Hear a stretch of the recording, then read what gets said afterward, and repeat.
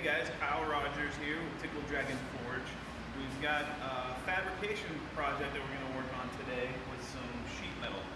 So I've got 1/8" cold rolled steel, and we're going to be cutting out a base for some ceramic churches for a client. So if you'll step over here, I'll show you what we're working with.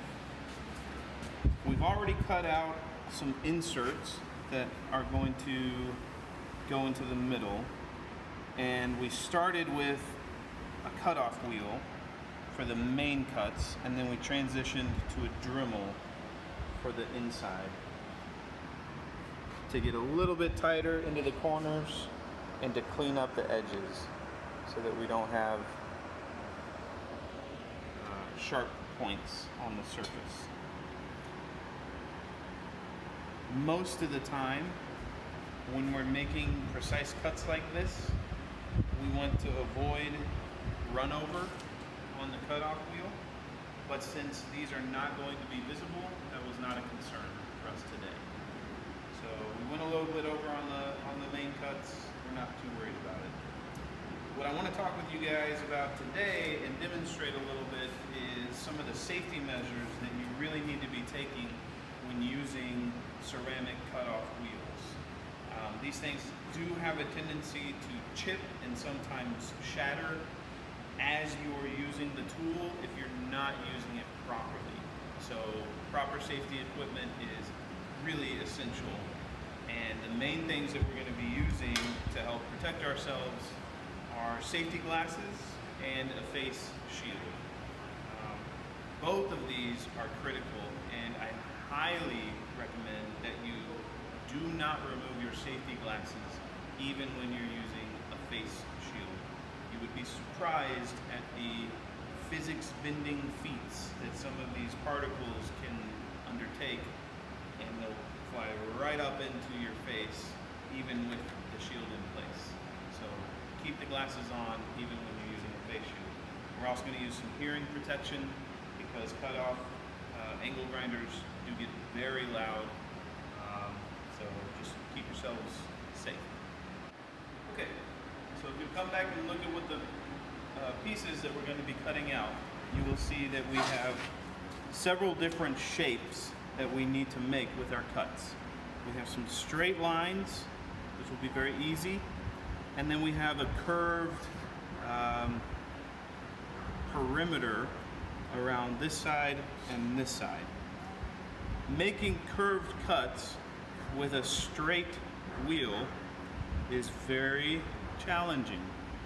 It is very tempting when making curved cuts to try to curve the angle grinder as you're coming around the cut.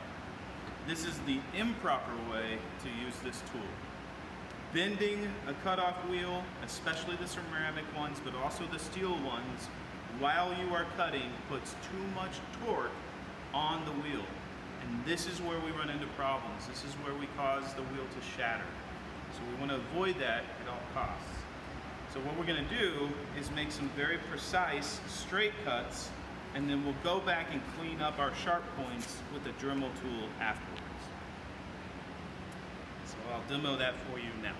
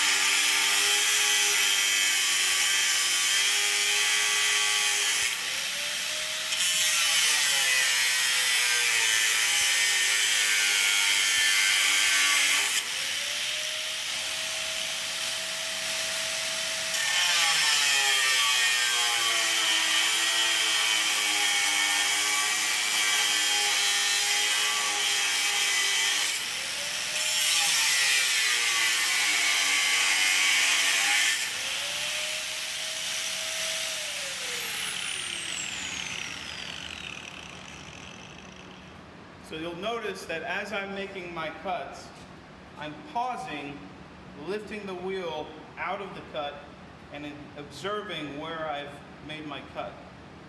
The goal here is to make sure that the main point of contact is cutting through the work surface and giving me a well-established cut line along the perimeter where I need to be making my cuts. I'm not moving the blade as I go. I'm simply making a straight cut all the way through the material and then moving and repositioning to make the next cut.